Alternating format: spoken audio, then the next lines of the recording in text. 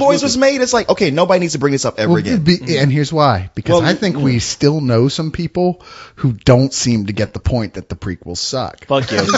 Fuck yeah, we do. Well, here's this is literally it's a court case. Yeah. Okay. So, against George Lucas. Let's see what the movie's about. It says this film is a no-holds-barred, completely uncensored, yet balanced cultural examination of the conflicted dynamic between the great George Lucas and his fans over the past 3 decades. Chock full of impassioned interviews, stop motion, and 3D animation, Super 8 action figure films, puppet rants. Damn, this sounds crazy. It sounds like the most pathetic waste of time ever. And many other surprises. This unique participatory doc is the ultimate expression of the fans' obsession for a man in a universe that defined an entire generation. Okay, so you guys love it. All right, Leon, first off, shut the fuck up until you've seen the movie, all right? Yeah, he's right on this one. You are talking out of your ass so utterly and completely right now. You just don't even know. I'm completely bored with even ragging on Star Wars. No, but see, the thing is they actually make it fun. They really do. This movie has such a sense of just being entertaining in and of itself, which a good documentary should. Right. Sure. And they do. They get that. They nail it.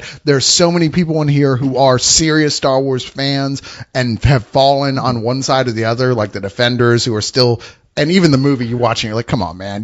We know the filmmakers are not on the side of defending George Lucas. And that's why this movie that's why this movie is great, only because the people who are talking about are so passionate about it. I mean, it's like it justifies everything that we've always said about all those films, and it takes you through George Lucas's career. And then it starts to, explain to you where he starts to stumble and where he falls on his face. And everyone, when they talk to these people, they talk about, they're not shy to say, you know what? Yeah, when that Phantom Menace came out, I was in denial. I kept on saying, it's not that bad. It's pretty good. That was us. I kept on paying to see that movie over and over again, trying to hope that the next time I see it, it'll just get better. But it doesn't.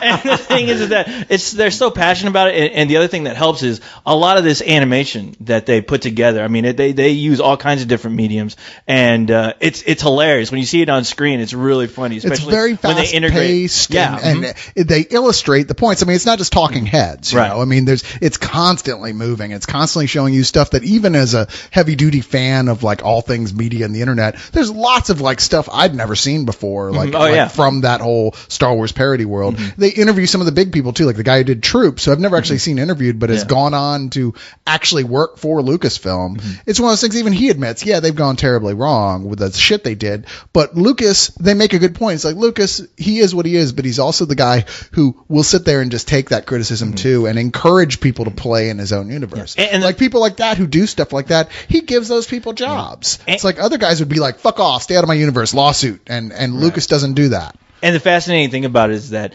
they really analyzed George Lucas as far as his stance on the whole idea of film and how it should be preserved and how people shouldn't fuck with it. Where they bring up things that he said, like he was one of the colorization debates. Remember that? Yeah, the colorization debate. George Lucas was one of the main people who were like, what Ted Turner is doing, this should not be happening. Y'all are saying this when now that Han Solo doesn't fire first. Well, that was the point exactly. That's the point of what they're trying to show. Like, because he was back then saying it's totally wrong to take a film away from the way it was originally intended at that time and do anything to it. And then he went and did the same thing. His defense being, well, it's my movie. It's like, but you're not the same guy anymore. And that was the movie we loved. Why would you go back and change it now? It's too late, dude. Yeah, and that's the fascinating thing about the film. It shows you George Lucas becoming this monster that he's always been trying to fight. He has become the Rancor monster. He has.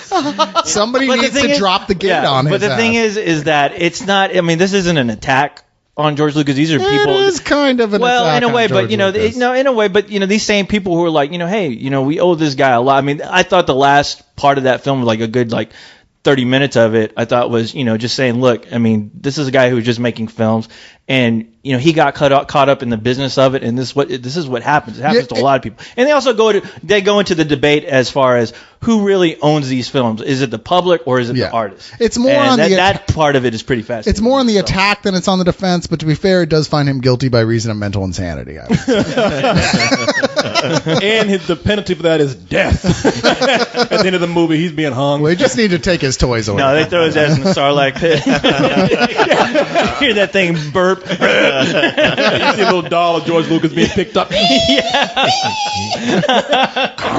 But no, it does sound fascinating. I mean, the way it's put, because it's not just an attack on George Lucas. It's not a movie making fun of him. It's actually evaluating what I've always thought about George Lucas. Like, not only what he's done with Star Wars, good and bad, but the influence he's had on movies and why he's probably still everybody's hero, even though he's kind of fucked up his own films. Yeah, truly fascinating film. It sounds like I watched it. Yeah, truly fascinating film. Yeah. Next on At the Movies. Yeah, it's really fascinating. Man. I applaud the filmmakers. Oh yes, Mr. Lucas. Hold on, I need to refill my pipe. Let's go to Micmacs, which is directed and written by Jean-Pierre Jeunet. Hell yeah.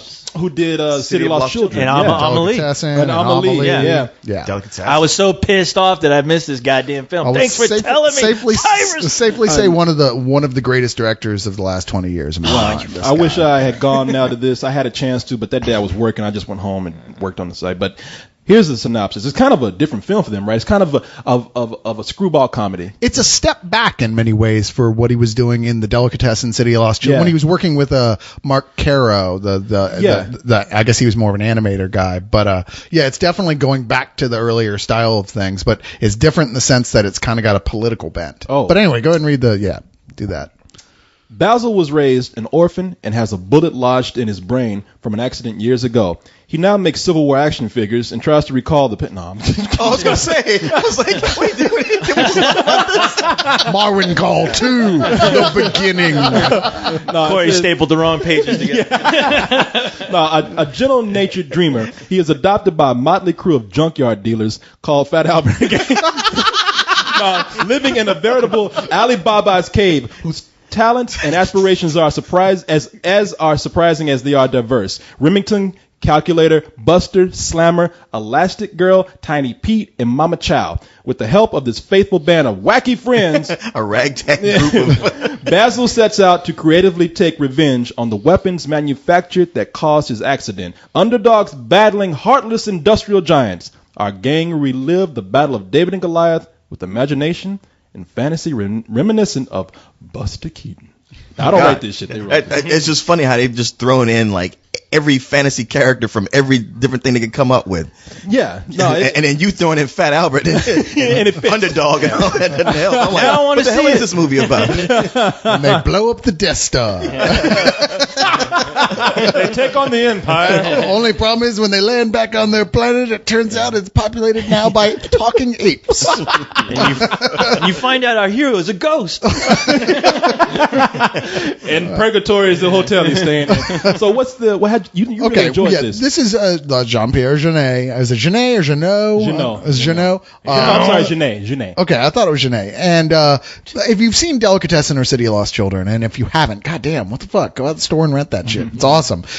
They're very, I guess the only word to say is whimsical, really. And he's one of the only directors who I can say that about, who you don't despise him for that. He does it so freaking well that he's made an entire just brilliant art form out of it. I mean, Amelie was probably the last thing he did that I would say that was kind of using that style that he did back then. Sure. But he definitely had grown away from it. This is him full on back in that like weird fantasy universe that he apparently lives in, just filled with totally bizarro characters, and yet everything in it is so strangely innocent and pure and sweet. You know, you really love every character in it. Even the villains are likable in their own weird way. And in here, the villains are two, what is the word? They're not arms dealers, but they're like arms manufacturer dealer guys. Like the guys who aren't like doing it like criminals in like Miami Vice television show or something, but they're like the guys in real life who work with the government in Halliburton and shit like that. Like the owners in suits. The owners of major arm dealing corporations who both live across the street, whose businesses are across the street from each other for some reason, because that would only happen in John Genet's universe. And basically this guy finds out that the bullet in his head came from one of them, their corporations, was manufactured by one of their companies, and that his father, when he was a kid, was killed by a faulty landmine that was made by the other. Are you giving away too much? This is all in the early part of the film. So Damn. He gets together with this group of misfits who've taken him in and basically asks them, because in like a Genet's universe, when you make friends for life. Will you help me like basically shut these guys down? And it turns into Jean Genet's version of Ocean's 11, which sounds bizarre, but it totally works. It's these totally strange, freaky, like carnival folk who are putting out these elaborate plans to set these two arms dealers against each other using the goofiest of methods, and it's so funny. It sounds more realistic than Ocean's 11 too. Maybe so. It's everything that he does right, done right yet again. A lot of visual stuff. Really amazing visual stuff. Really great visual gags. It's just, I mean, this is top-notch entertainment. I can hardly wait to see this again. It was so good. Yeah, I hope this makes gets theatrical distribution and makes a run through Austin, because I'm sold on it too. Yeah, I heard nothing but great things. And of course, it's got Dominique Pignon in it again. Of course. But he is, I didn't know this, he actually is in every single one of Jean Genet's movies. I thought maybe it was most of them, but no, it's all of them. I guess they're sleeping even in Alien 4. Yep, and every single one. And he's that weird looking dude. Looks kind of he looks like a frog. Yeah, he does look like a frog. Yeah, he's the frog looking guy from Aliens 4. Is that it? Yeah, he's the main character from Delicatessen. Delicatessen. Yeah, he was the clown in Delicatessen. Yeah, he was the kind of like scientist, like genetic scientist guy, right, in City of Lost Children. Well, who was the anomaly? Mm-hmm. He was one of the dudes who hung out in the restaurant who was always looking for love and couldn't find it. He was an actual frog anomaly. He was actually a frog. That's true. The green guy in the corner. I don't know who he was in A Very Long Engagement, but that's probably my least favorite of Genet's films. So I only saw it. What is A Very Long Engagement? Oh, okay. It was the movie he made after Amelie with Audrey Tautou as well. All right. So here's a movie. Wait, I'm sorry. I just wanted to ask real quick. How do you spell Mixmax? MICMACS. Yeah. Okay. It's like Mike Max. Okay. if you would Kind of like knickknacks. Stick with the original title, Nonstop Madness. Nonstop Madness. I also read somewhere else it translates more specifically as shenanigans. Man, that sounds like a shitty comedy club. I know. Yeah. Well, it's like there is no direct translation from the French, but they're like, Monkey you could say that. Yeah, exactly. Like a Bennigan's or something. Shenanigans. All right. Now here's a movie. Don't tell him it's your birthday when you go in there, is all I'm telling you. It's really embarrassing. Here's a movie that you and I saw. Uh-oh. And Leon, you're going to hate this description, but I'm going to read it just like it is. It's Mr. Nice. This stars Chloe Sevigny again, who was also in, what was it? That other thing we talked Barry about. Monday. And she was everywhere at this fest, by the way. She was in something else, too. I don't know what it is. But everywhere I turned, she was like the one celebrity I kept seeing around. Yeah, I saw her, too. When I did an interview with the guys who did Barry Monday. She was sitting out there, all fucked up with that attitude and everything. Yeah, so you had to take her back to the hotel and give her the what? That's the problem. She didn't give me that number. You know, she's just so stuck up, man. I don't understand. What a bitch. I know, fuck her. She can't see the charm. Back in the real world. Meanwhile. Yeah, right. She knows she's wrong now. She's in her backyard making World War II. I didn't beat her. I just kind of tapped her. Had sex with a cartoon character and I blew it. All right. Now, this also, now, how do you say this guy's name? Reese Ifans? As far as I know, that's correct. Okay. Oh, you've seen this guy, real skinny British dude. He's in Greenberg right now, opposite Ben Stiller. Yeah, he was in Human Nature. What's the one where he floated around on a lawn chair? Yeah, Danny Deck Chair. Yeah, Danny Deck Chair. He was in Hannibal 3 or Hannibal Rising. That's what it was. Yeah. He's one of those Russian soldiers. You've seen this guy. Oh, he was recently also in what was that? Pirate Radio. Oh, that's right, he was. Yeah. And that was it The Replacements, that football movie where he was a kicker? He was the wiry one. Yeah. He's so thin, but he's wiry. All right, so here's a description. Nuclear physicist, marijuana connoisseur, school teacher, money launderer, gentleman, fugitive and spy. Oh, it don't stop there, though. It gets deeper. Raconteur, travel agent, writer, philosopher of science, and supposed 20th century gay icon, rock music tour promoter, public speaker, board game appreciator. The Corey Coleman story. Okay, either this is the human target or some guy who's a pathological liar. And the biggest dope smuggler on the planet, who is he? He is Mr. Nice. This is actually a true story. Yeah, hardest working, a.k.a. James Brown.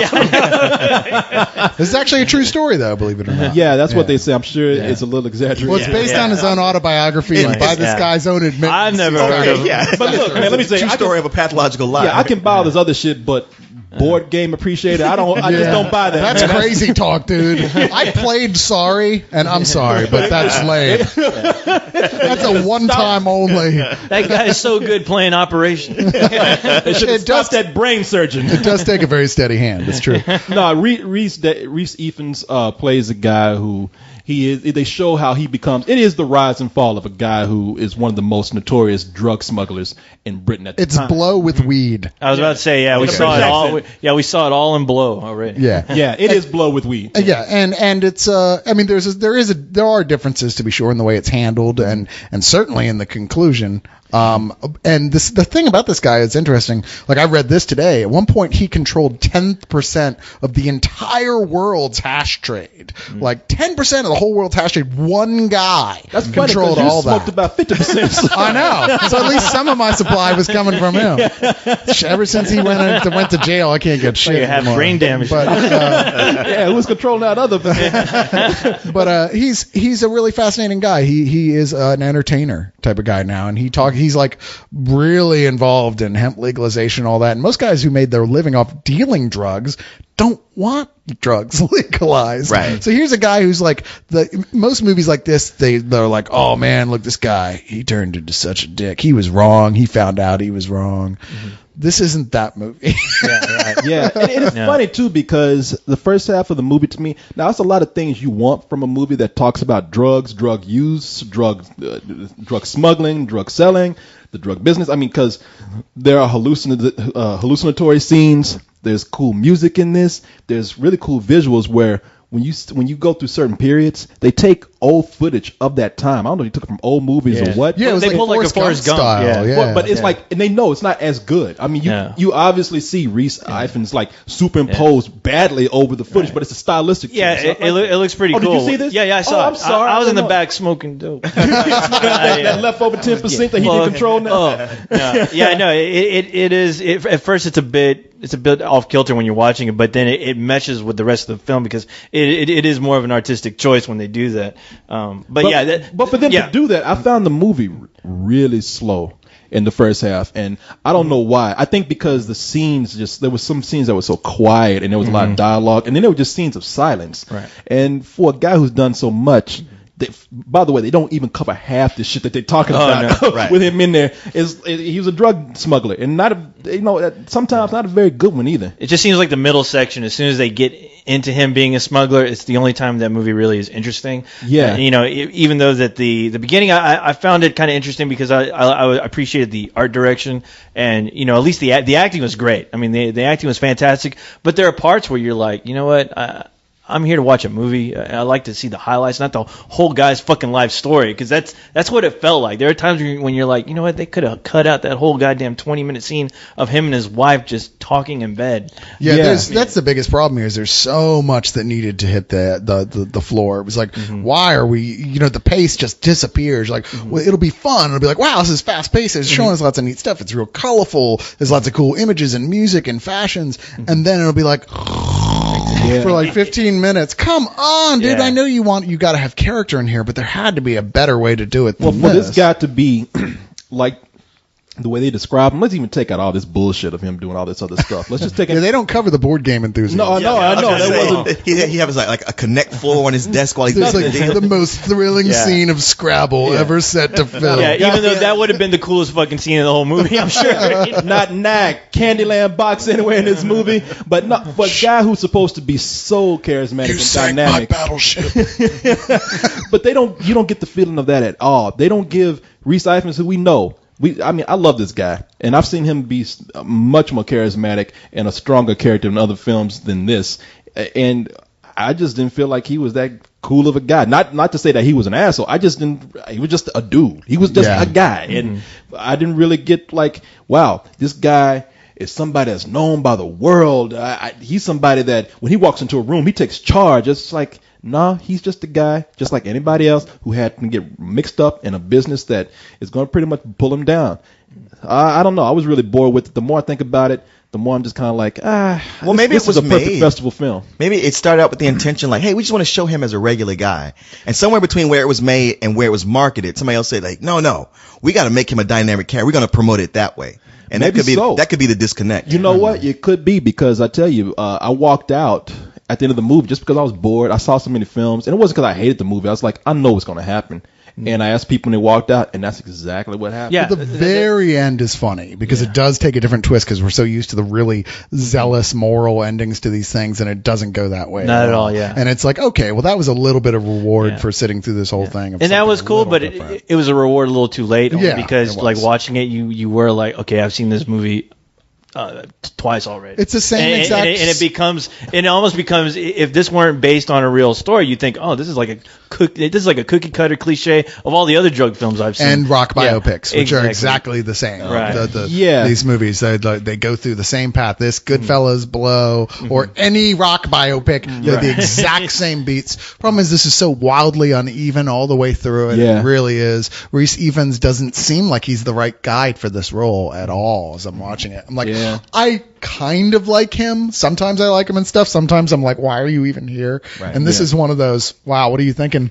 Yeah. But even he's not as weird as David Thewlis, who pops up as an IRA guy that they start making a deal to transport the hash across the world with. Now, David Thewlis, was he the Orson Welles guy from Me and Orson Welles? No. He's the guy in 300. 300, okay. The Orson Welles guy is in here too. He's playing like an old schoolmate of Rhys Ifans who ends up working for the MI6 or whatever. Yeah, we can't remember his name. The guy that played Orson Welles in Richard Linklater's Me and Orson Welles. Yeah, he's in this, and he's good in it. Well, He's then great. who's Professor Lupin in Harry Potter?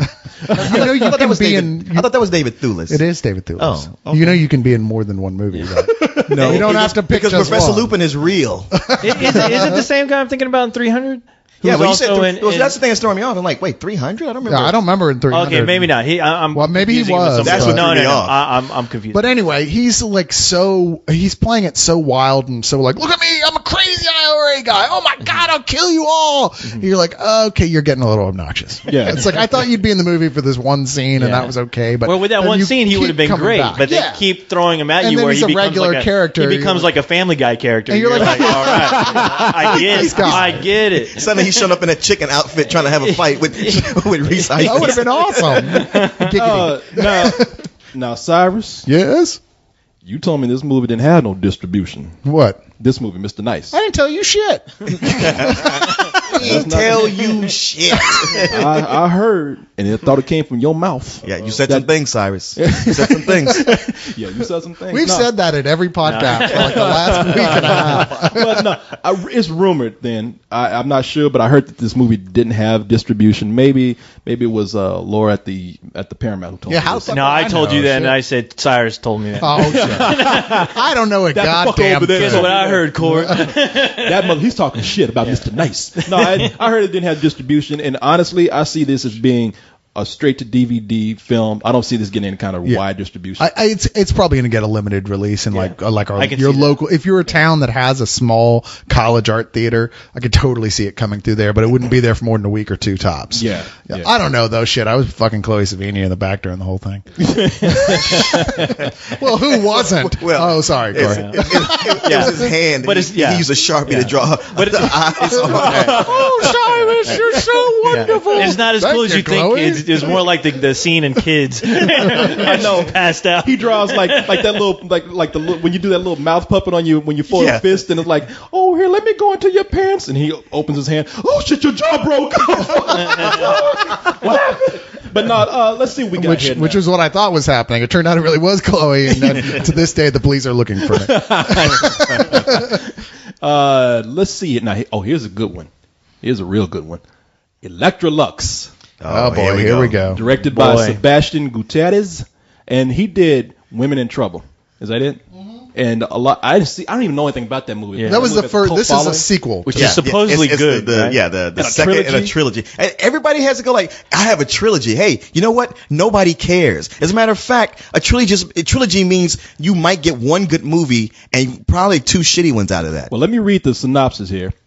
Pregnant porn star Electrolux is trying to make a living teaching sex classes to housewives, but her life is thrown into disarray when a flight attendant with ties to Electra's past approaches her for a favor. Chaos ensues as fiancés, private investigators, a twin sister, and even the Virgin Mary force her to face up to an unexpected series of decisions and revelations. This is one of the big movies at the festival because... Was it big? Yeah. Well, Well, it was one of the big movies in that this is the one everybody was saying, "Oh, you got to go see this one." And I'll tell you why. Are you serious? Well, the reason why is because now you were there all of us were there. Yeah. And the cast is Carla Gugino, Timothy Olyphant, Joseph Gordon-Levitt, Malin Ackerman, who was Silk Spectre 2 in The Watchmen, Adrian Palicki, Emmanuel Shrieky. Emmanuel Shrieky, who was Sloan on Entourage, Marley Shelton, who was in Sin City.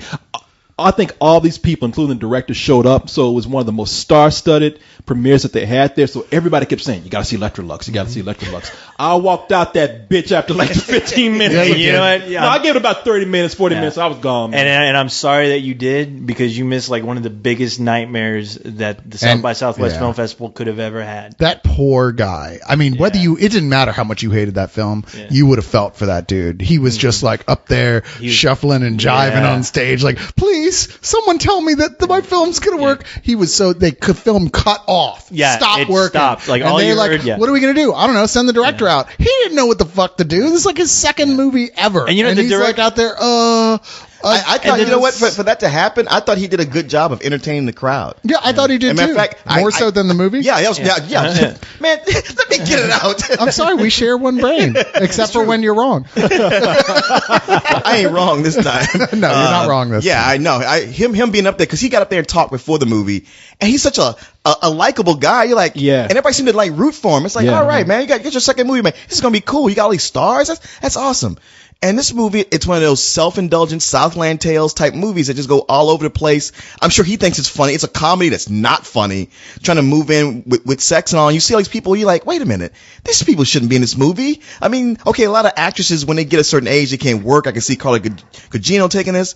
But Timothy Olyphant, he does nothing but make hit TV series after series. When he's in a movie, it usually does some numbers. Why is he in this? Yeah. And, Corey, I was with you. I was just sitting there like, this fucking sucks. He's probably in it because he looked at all the women who were in it and said, I'm going to be in that. Yeah, exactly. That explains it well. Women wearing hot shit, too. Yeah. That's the only reason why I could see anybody doing that. I mean, in the movie, it looks cheap. It's really poorly acted. To me, it felt like a porno movie with no sex. It was like watching like hotel porn, except nobody even got naked in it. In its defense, and I will say this, it is really a sequel to the first film, which is like, there's a lot of stuff in there. I'm watching it, and I'd read it was supposed to be standalone, and I'm like, there's no way you would understand why that was supposed to be funny, right, or what they're even talking about if you haven't seen the first movie. So why are they promoting it like it's okay to see it separately? I mean, there's a lot of stuff. Fully half of the movie we saw was that way, and also they are kind of going for that ultra low budget type of thing, almost like an experimental type of film. Well, not even almost. It is an experimental film. Right. The reason they got the actors that they did was because there aren't a lot of like big roles for women these days in film. There really aren't. And as a movie that was all about the woman having lots of dialogue, having lots of character depth, even if it was kind of ridiculous what they were, I can see how that he attracted the people he did, and I honestly enjoyed the first film for what it was. I was like, okay, I was like, this is really cheap, it's really low budget, but I see what he's doing. It's like it was like the stuff that Steven Soderbergh used to do early in his career, like Schizopolis. It's like that kind of thing. I'm like, I get what he's doing. I kind of like this. This was a mess.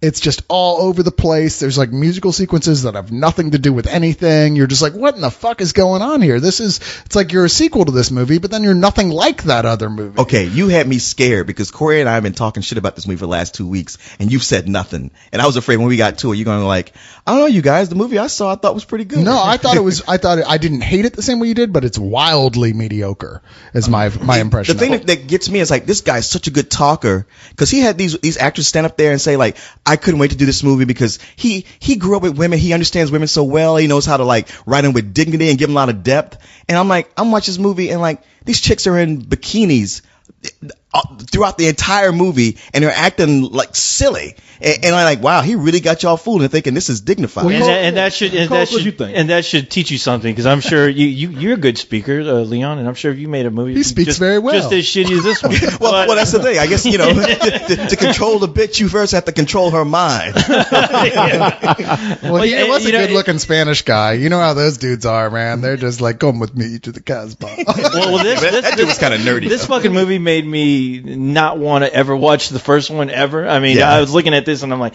wow, you got this like almost A-list cast, and they're all acting like it's their first time they've ever acted on film. I mean, they were all fucking terrible in every sense of the word. I wanted to go up on stage while they were all up there and just slap them, each one of them, and go, do you realize what you just did here? Did you watch this atrocity? This is a sign from God that this shit should not ever be seen ever. And I pointed at the director.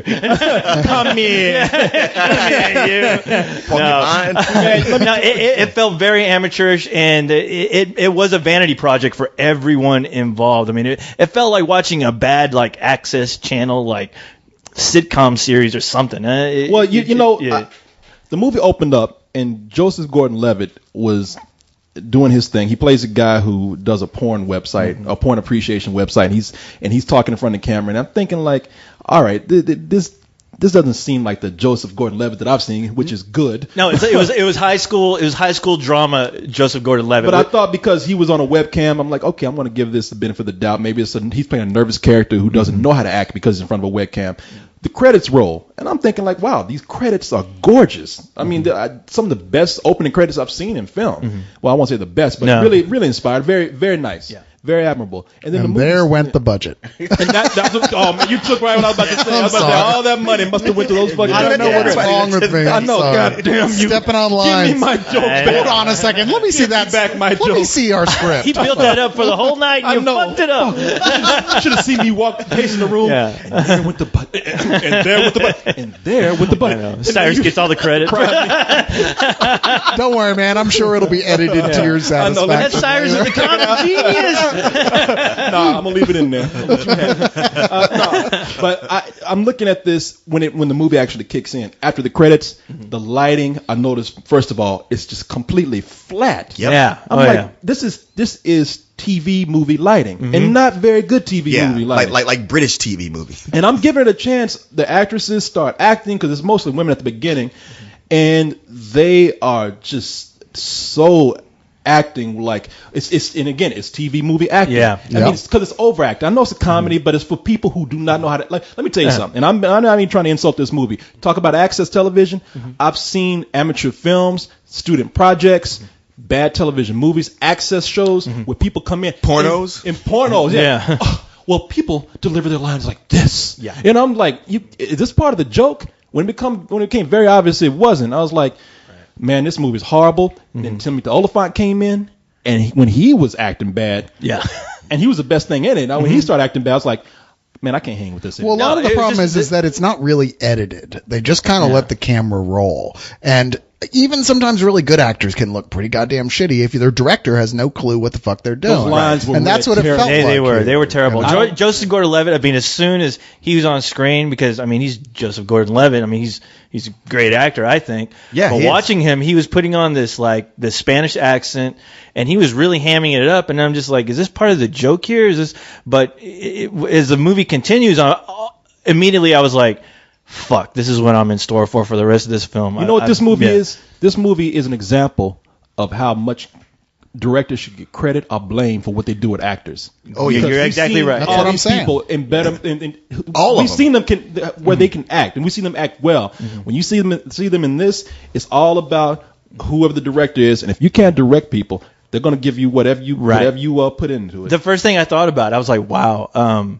These actors right here, they are completely they're guided by their directors in other stronger films, and it shows because they can't even manage to really act like characters in this film. It's more like they're videotaping themselves at home, just fucking like breezing through a script reading. That's what it felt like. They were just saying their lines with no real emotion. There was nothing that you really cared about. And number one, the script is terrible. I mean, the script was terrible. These are like lines where I'm like, who talks like this? I remember one line in the movie where that was the one where I said, I really don't think it's gonna get any better. Just join me for one drink.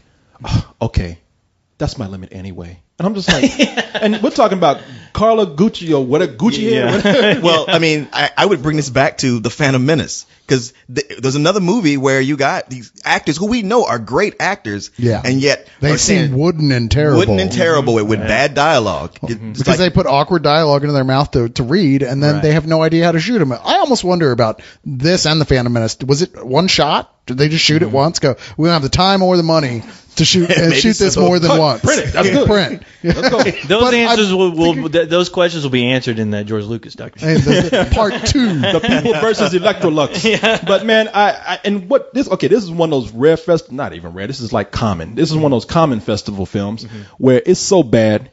And people are in there just laughing their fucking asses off like this is the funniest thing in the world. That's why I really left. You know where that laughter came from? That fucking section where all the stars were sitting. Well, because I even turned around like, who the fuck is laughing at this bullshit? It's funny because it's so playing at titillation the whole film. It's constantly on the verge of showing you these hot chicks. I had a hard on the whole time watching it, even though I thought it was terrible. And it never does. It's just like the first movie is the same way. It's like the whole movie, everyone is almost naked the whole time and almost having sex, and they never do. And you're like, what the fuck is this? I'll go back to work watching squirmy porn on Cinemax. Either commit to the premise or fucking don't. All right, make up your goddamn mind. Quit wasting my time. And you could tell it's some of the most fake laugh too. It's forced. You hear people like,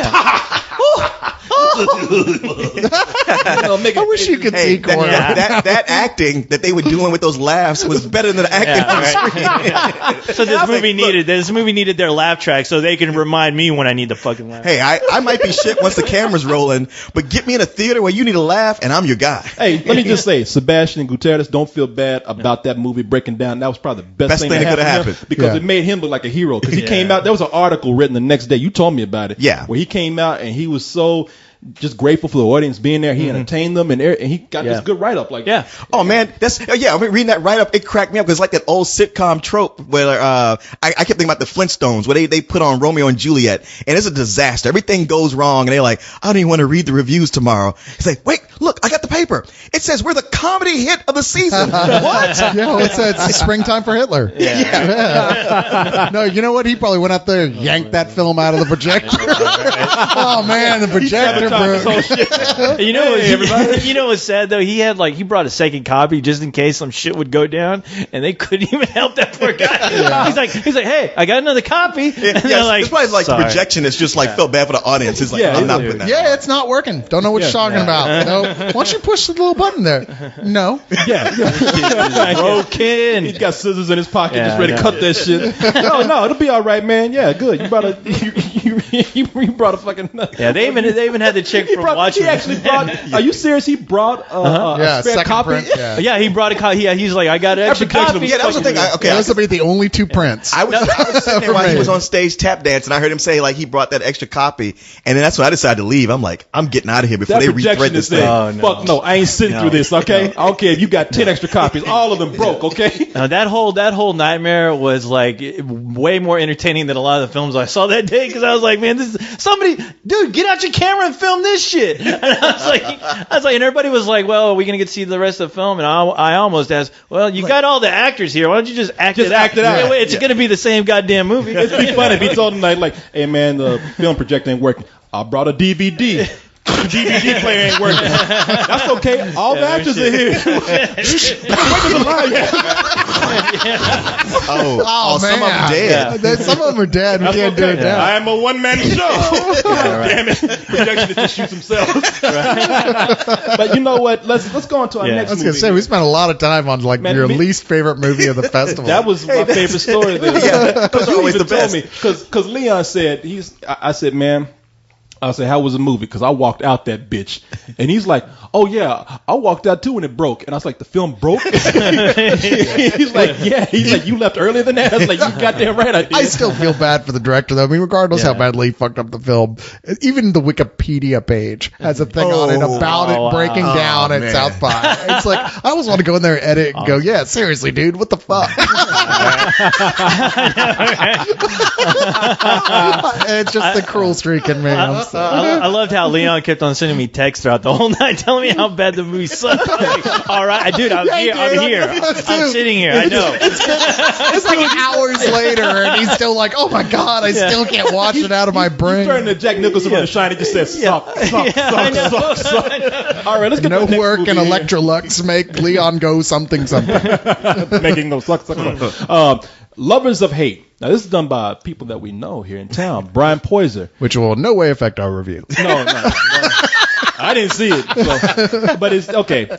In this, the synopsis is, in this savage comedy about deceit and sibling rivalry, two estranged brothers, Rudy and Paul, can they be gayer names with these guys? Have nothing in common but their love for the same woman. When Paul whisks her away to a romantic mountain retreat, the lovers have no idea that Rudy has made it there first. From the shadows of the posh chalet, Rudy tries desperately to fuck his girl while his brother takes her away. No, to sabotage the relationship. Okay, which is the oddest synopsis because it really misses some pretty damn key points of the story there right from the get-go. Namely that they're not both in love with the same girl. Oh, okay. The dude is married to her and has been. She's kicked him out of the house because he's fucking crazy. And his brother comes to town who's a successful, like, writer of a children's book like Harry Potter. That apparently was originally, as little kids, the idea of the crazy brother. Okay. So there's some tension there, obviously. It's just the crazy brother's been trying to write something of his own for years, and he just doesn't have the willpower or the skill or anything. Okay, so is this again with Jake Gyllenhaal and Tobey Maguire? No, it's not like that at all. Because in this case, unlike brothers, in this case, that other brother, yeah, he's tapping that shit. Okay. And the crazy brother finds out the hard way. He doesn't know. He just knows his brother's going to work in this gorgeous cabin he borrowed from friends up in I don't even remember where it says it is, like Colorado or something. This giant, they say cabin, but it's like a 4-story fucking place. It's like crazy big. So he's there, fucking, I'm gonna stay here, and he comes and I'll hang out with my brother. And you already know his brother's like, okay, I'm very supportive of you, but seriously, go away now. He's there waiting, and his brother comes in with his ex-wife, and he's like, oh shit, so he hides, and in like 2 seconds it's clear they're fucking, and you're like, oh. And so can I watch? The rest of the movie feels like, if this was by anybody else but like Brian Poiser, who's a great guy, and honestly, I love his other film, Dear Pillow. I thought it was really good. He also did the Cassidy Kids, didn't he? Yeah, he did. I never saw the Cassidy Kids. With Dwayne Wayne from, what is it called, Around the World or whatever? A Different World? I don't know. Kadeem Hardison? Yeah. Kadeem Hardison, yeah. But I think he's a really good director, and this is, I like this much better than Dear Pillow. And if it was anybody else, it would be like, these people are going to get killed. The guy's literally hiding in the house and dancing around them while they're fucking and having their day-to-day life in the house. And then he's fucking with them. Like he leaves a giant shit in the toilet. Okay. They're like, what the hell? Did you shit in the toilet? She's like, fuck you, I didn't shit. I didn't leave a shit in the toilet. Just stupid shit like that. But you're like, okay. And this is the kind of guy that's actually just telling a really odd story about people. And it is just a character story. Is this a mumblecore movie? I don't think technically it is. I don't think he would even call it that. What the hell is that? You never heard of mumblecore? Fuck no.